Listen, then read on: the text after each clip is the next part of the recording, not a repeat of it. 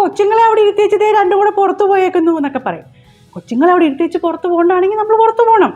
കൊച്ചുങ്ങൾക്ക് കാണാൻ പറ്റുന്ന ഒരു സിനിമ കാണാനാണ് നമ്മൾ പുറത്ത് പോകണമെങ്കിൽ കൊച്ചുങ്ങളെ കൊണ്ടുപോകുന്നതാണോ നല്ലത്, കൊച്ചുങ്ങളെ കൊണ്ടുപോകാതിരിക്കുന്നതാണോ നല്ലത്? കൊണ്ടുപോകാതിരിക്കുന്നതാണ് അല്ലേ?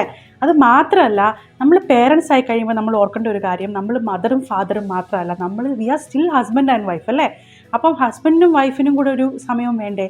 അങ്ങനെ ഒരു സമയം വളരെ ഇമ്പോർട്ടൻ്റ് ആണ്. നിങ്ങൾ തമ്മിലുള്ള ആ റിലേഷൻഷിപ്പ് വളരെ ലൈവ്ലി ആയിട്ട് നിർത്താനും ആ ഒരു ഇഷ്ടം, ആ ഒരു സ്നേഹം, ആ ഒരു പ്രേമം നിങ്ങളുടെ ഇടയിൽ നിലനിർത്താനും നിങ്ങൾ ഒരുമിച്ചുള്ള സമയം കൂടെ വേണം. അത് കുഞ്ഞും കൂടെ ചേർന്നുള്ളൊരു സമയം, അത് ഓഫ് കോഴ്സ് ഫാമിലി ടൈമാണ്.